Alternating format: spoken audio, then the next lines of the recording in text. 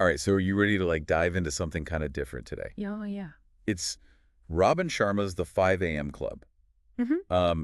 It's self-help, it's business advice, Okay. but it's also wrapped up in this really intriguing story. Interesting. Almost like a fable.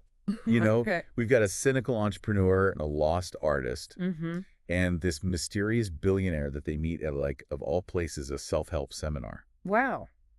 But here's the catch. What's that? Their first encounter with this billionaire, Yeah. Mr. Riley, is when he's disguised as a homeless man. Oh, wow. So does waking up at 5 a.m. really hold the key to unlocking some massive potential? I mean, that's a good question. Let's unpack this and find out. Yeah, let's do it. What do you think is interesting about this book?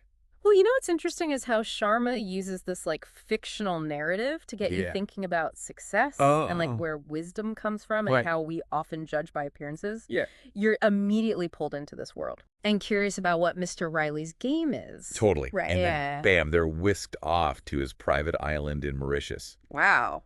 for a crash course in becoming 5 a.m. club members. Okay. You can't help but wonder, are they going to be brainwashed? Right. Will they come out transformed? Yeah, is it going to work? Right. I think that this island setting is really key. Yeah. It's like a symbolic escape from everyday life, Uh-huh. a chance for them and us as readers Right. to really consider a different way of living. Okay, so let's get to the heart of it. Okay. What exactly is the 5 a.m. club philosophy? So the basic premise is simple. Okay. Wake up at 5 a.m. and dedicate that first hour Wow. to self-improvement. Okay. Sharma's famous quote is, "Own your morning, elevate your life." I love that. He structures this hour Okay. with his 20-20-20 formula. Okay. 20 minutes of exercise, 20 minutes of reflection or meditation, Okay. and 20 minutes for learning, Okay. which could be reading or working on a new skill. That's a pretty specific formula. It is. A lot of self-help books are vague on the how, so I appreciate that Sharma lays out a clear framework here. Yeah. But is there a deeper reason behind those 20-minute chunks? Um, Or is it just an arbitrary structure? I think it's definitely intentional. Okay. The book delves into the science of habit formation Yeah. and breaking down a goal Uh-huh. into smaller, manageable steps is crucial Right. for building consistency. Okay. Those 20-minute blocks make the task less daunting Yeah. and increase the likelihood of sticking with it. Yep. Plus, it reflects the idea of balance. Uh-huh. Physical, mental, and intellectual development all get equal attention. So it's not just about willpower. It's about setting yourself up for success with a structured approach. Exactly. Makes sense. Yeah. Now I'm curious, what kind of stuff does the billionaire actually teach these folks Oh, right. during their island boot camp? Well, it's a pretty wide range. Okay. Habit formation, leadership, Okay. productivity, Mhm. health relationships, even spirituality. Okay. It's almost like Sharma wanted to touch on all the major aspects of Yeah. personal development through Right. this one story. So it's kind of a crash course in becoming a well-rounded, high-achieving individual. Yeah, I think so. Do any of Mr. Riley's lessons particularly resonate with you? What sticks out as a key takeaway? Well, one quote that I think captures the essence of the book Okay. is, "Gargantuan results are much less about your inherited genetics and far more about your daily habits." Wow. It's a powerful reminder that we have far more control Yeah. over our lives Okay. than we often believe. Right. Small, consistent actions, Yeah. compounded over time, Yeah. can lead to remarkable results. It's easy to get caught up in the idea of overnight success. It is. But this book really emphasizes the power of the long game, right? Yeah. Those tiny choices we make each day ultimately shape our destiny. I agree. But let's be real. You're telling me that reading a book for 20 minutes every day is going to make me a millionaire. Well, not necessarily a millionaire, Okay. but it emphasizes the power of consistency. Okay. Reading exposes you to new ideas, expands your knowledge, and helps you develop critical thinking skills. Right.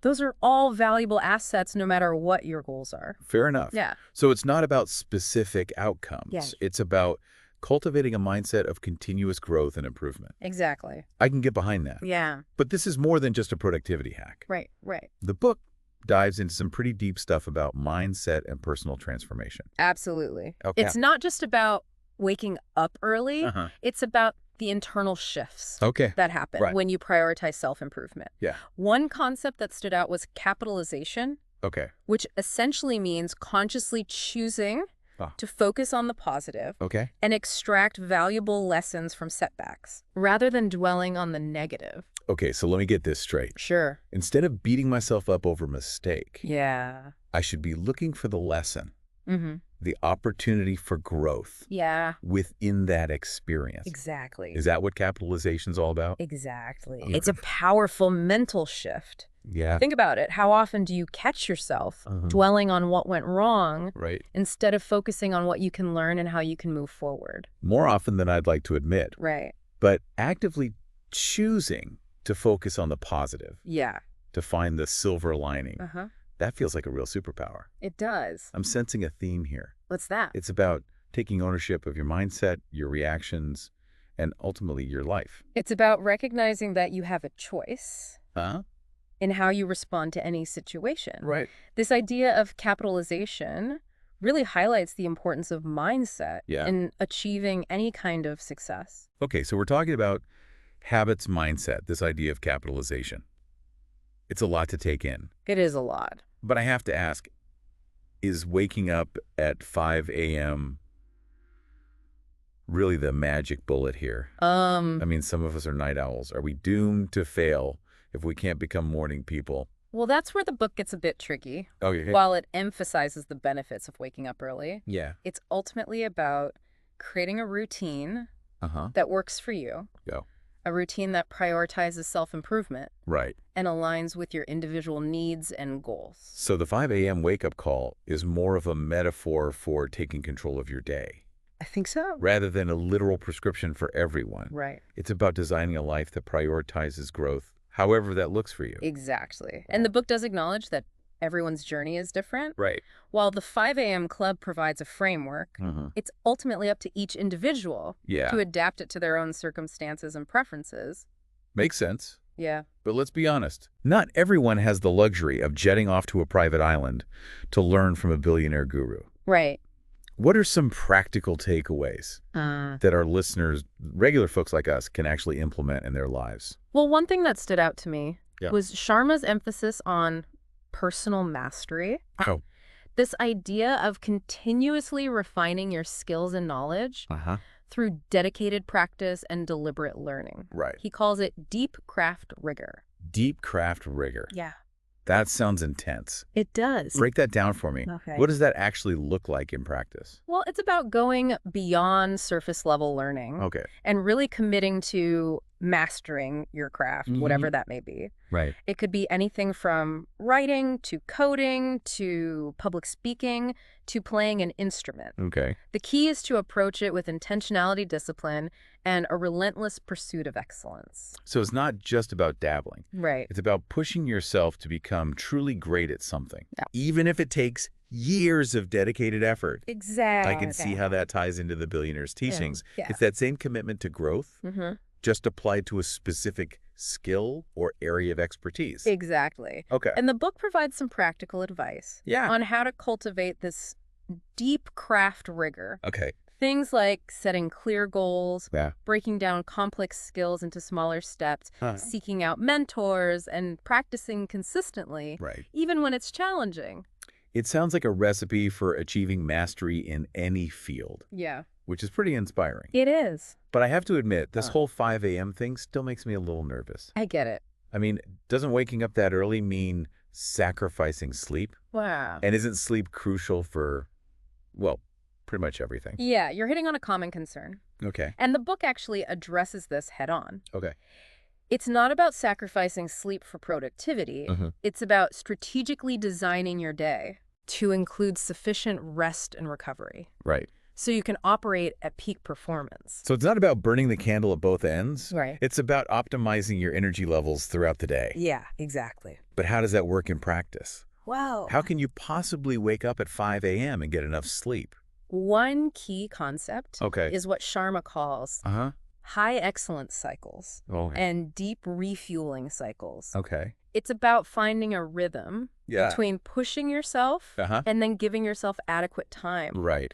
to rest and recharge. Okay. He even suggests a specific technique called the 60-10 method. Okay. I'm intrigued. Yeah. Tell me more about the 60-10 method. Okay. Is this some secret productivity hack that's going to change my life? Well, it's more about working smarter, Okay. not necessarily harder. Right. The idea is to work for 60 minutes, Okay. then take a 10-minute break Uh-huh. to disconnect, recharge, and come back stronger. So it's about building intentional breaks into your workday Yeah, rather than just powering through until you're completely drained. exactly. I can see how that would lead to more sustainable energy levels Right.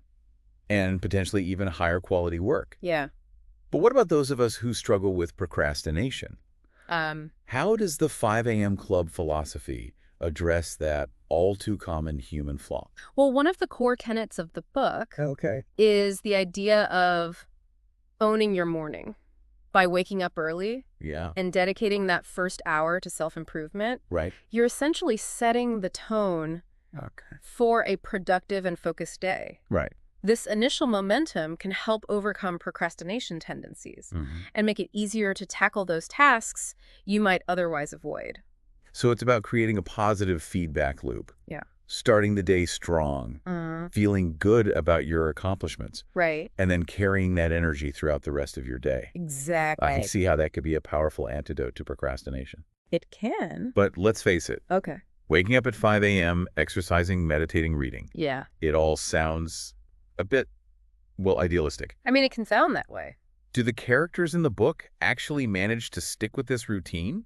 Wow. And do they actually see tangible results from it? That's where the story gets really interesting. Okay. Both the entrepreneur and the artist experience profound personal growth throughout their time on the island. Right. The entrepreneur, initially cynical and resistant, Yeah. starts to shed her negativity and reconnect with her passion. Okay. The artist, once lost and directionless, finds a renewed sense of purpose and clarity in his creative pursuits. Okay, so it's not just about checking boxes on a to-do list. It's about real internal transformation. It is. It sounds like heavy stuff. It can be, yeah. But I'm curious, are these changes purely internal or do they manifest in their external lives as well? They definitely experience tangible benefits. Okay. The entrepreneur's business starts to thrive. Yeah. And she finds herself attracting new opportunities and collaborations. Wow. The artist's creativity flourishes. Okay. And he begins to produce work Uh-huh. that is both meaningful and commercially successful. It sounds like they're hitting their stride both personally and professionally. Yeah, it seems like it. But isn't there also a romantic element to the story?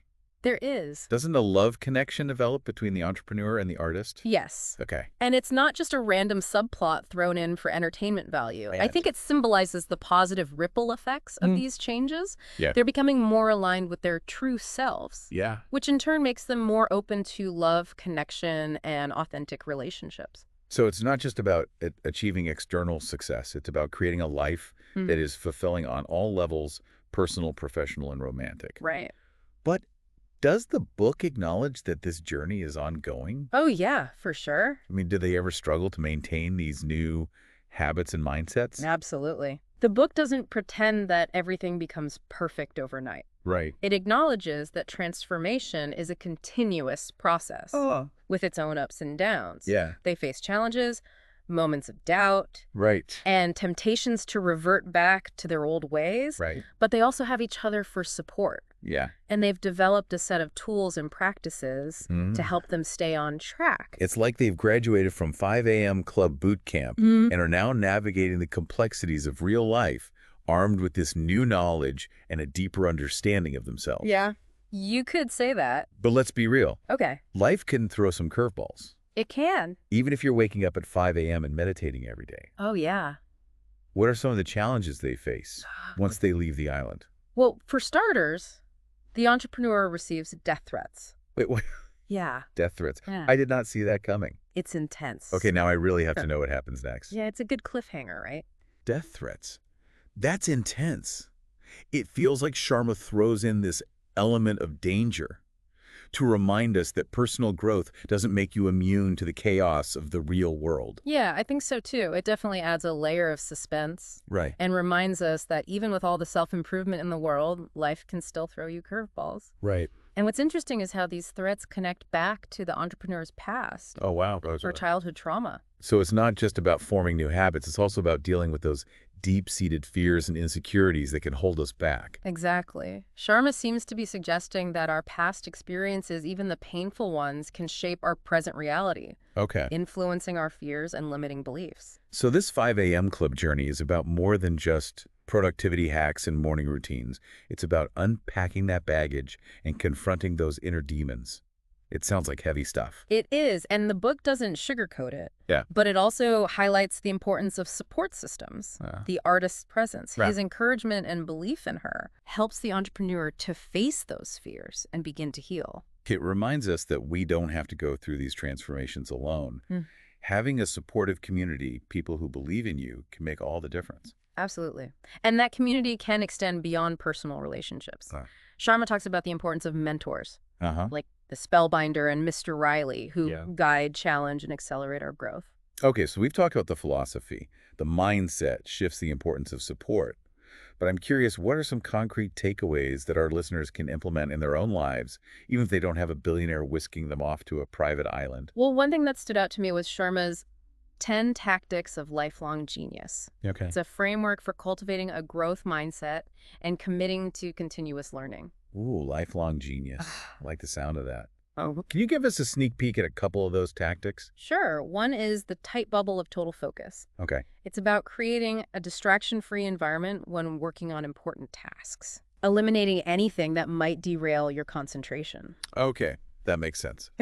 But let's be real. In today's world of constant notifications and digital distractions, that sounds nearly impossible. Right. How can we possibly create a tight bubble when our phones are practically glued to our hands? It definitely takes discipline. Yeah. The book provides practical strategies for carving out those pockets of focused time, even if it's just for short bursts. Things like turning off notifications using website blockers. Right. Or finding a quiet space where you can truly concentrate. So it's about being intentional with our time and energy, recognizing that focus is a precious resource that needs to be protected. Yeah. What's another tactic that resonates with you? The 9-do-9-1 rule is a fascinating one. Okay. It's a productivity principle where you dedicate the first 90 minutes of your workday to your single most important task for 90 days straight. Wow. The idea is that consistent focus on that one crucial thing leads to breakthroughs and significant progress. So it's like a supercharged version of the 20-20-20 formula applied to your work life. Yeah, you could say that. I could see how that laser focus could be incredibly powerful, especially if you're working on a big project or trying to break a bad habit. But this book isn't just about work, is it? Right. It seems to emphasize applying these principles to all areas of life. You're absolutely right. Okay. It's about becoming the best version of yourself holistically. Right. And one key takeaway is the importance of filling your heart with joy. Okay, sounds like a prescription I can get behind. Right. But what does that actually look like in practice? Is it about bubble baths and chocolate cake? It's about prioritizing activities and experiences that bring you genuine fulfillment, whether that's spending time in nature, connecting with loved ones, pursuing your passions, or simply appreciating those small, everyday moments of beauty and gratitude. It's about aligning your actions with your values, making conscious choices that bring you joy and a sense of purpose. Yeah. Good one. Right. It's a reminder that personal growth isn't just about achieving goals and ticking off boxes. It's about creating a life that feels good on a soul level. Precisely. Yeah. And that brings us back to one of Mr. Riley's most powerful quotes. Okay. The magic I've learned that being successful without feeling soulful is the highest of defeats. That one really hits home. It's a reminder that chasing external success without paying attention to your inner world can lead to a pretty empty existence. But does the book offer any guidance on how to cultivate this soulful success? Is there a formula for that too? It's less about a formula and more about aligning your actions with your values. Okay. It's about asking yourself, what truly matters to me? What kind of legacy do I want to leave behind? Yeah. And then making choices that reflect those answers. It sounds like a lifelong journey of self-discovery and refinement. But I'm curious, after all this intense training and transformation, what happens when the entrepreneur and the artist return to the real world? Do they manage to sustain these new habits and mindsets? Sharma doesn't leave us hanging. Okay. He gives us glimpses into their lives after they leave the island. And it's clear that the journey is far from over. Okay, so they don't fall back into their old patterns, or do they manage to integrate these 5 a.m. club principles into their daily lives? They definitely face challenges and moments of doubt. Yeah. And the temptation to revert to old ways is always there. Right. But they also have each other for support, Mm-hmm. and they've developed a toolkit of practices and mindsets to help them stay on track. It's like they've graduated from this intense personal growth program and are now navigating the real world armed with new knowledge and a deeper understanding of themselves. Mm-hmm. But I imagine it's not always easy. What are some of the specific challenges they encounter? Well, aside from the death threats, Right. they both have to figure out how to apply these principles Yeah. within their existing careers and relationships. Right. The entrepreneur has to find a way to lead her company with this new sense of purpose and balance, while the artist has to navigate the often cutthroat world of the art scene while staying true to his creative vision. It sounds like a constant balancing act, integrating these personal growth principles into the messy, unpredictable reality of everyday life. Exactly. And that's where Sharma introduces the concept of the 66-day minimum. 66-day minimum. Yeah. What's the significance of that number? That's the amount of time Sharma says it takes to truly ingrain a new habit. Okay. It's not about trying something for a few days and giving up when it gets tough. Right. It's about committing to the process and trusting that those small daily actions will eventually lead to lasting change. So it's about playing the long game, understanding that real transformation takes time and consistent effort. But what about motivation? How do they stay motivated when the initial excitement wears off? One of the things that helps them stay committed is focusing on the benefits they're experiencing. Okay. Increased productivity, improved health, stronger relationships, Right. and a greater sense of purpose. So it's not just about willpower and discipline. It's also about recognizing the positive impact these changes are having on their lives. They're experiencing tangible results, which fuels their desire to keep going. Yeah. But is it all smooth sailing from there? Do they just coast on their newfound wisdom and live happily ever after? Not quite. Okay. The book highlights the importance of continuous growth. They continue to seek out opportunities for learning, whether it's through reading, attending workshops, Right. or surrounding themselves with inspiring people. It's like that saying, you're the average of the 5 people you spend the most time with. Right. If you want to elevate your life, surround yourself with people who inspire you, challenge you, and support your growth. Exactly. And this emphasis on continuous learning and community building are key takeaways from the 5 a.m. Club. Okay. It's not just about a one-time transformation. It's about creating a lifestyle that supports ongoing growth and fulfillment. It sounds like a recipe for a pretty incredible life. But I have to ask, is this realistic for the average person? Do you think the book sets unrealistic expectations for what's possible? That's a great question, and I think it's important to remember that this is a fictional story. Right. While the principles are sound, the book does present a somewhat idealized version of personal transformation. Okay. Not everyone has access to a private island or a billionaire mentor. So it's important to take the story with a grain of salt. Yeah! To focus on the underlying principles rather than getting caught up in the fantastical elements. Exactly. The book offers a powerful framework, but it's up to each individual to adapt it to their own circumstances and create a version of the 5 a.m. Club that works for them. Okay, so let's get practical. Okay. What are some specific things our listeners can do starting today to implement some of these principles into their own lives? One of the easiest things to start with is simply becoming more aware of your daily habits. Okay.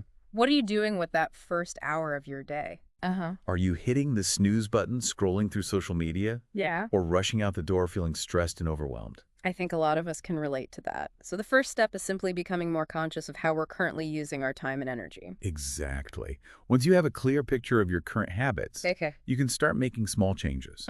Maybe you experiment with waking up 15 minutes earlier and using that time for a quick meditation or a walk outside. Okay. Or maybe you dedicate 20 minutes before bed to reading something inspiring or educational instead of watching TV. It's about those small incremental changes that over time can lead to significant shifts in our energy levels, productivity, and overall well-being. Right.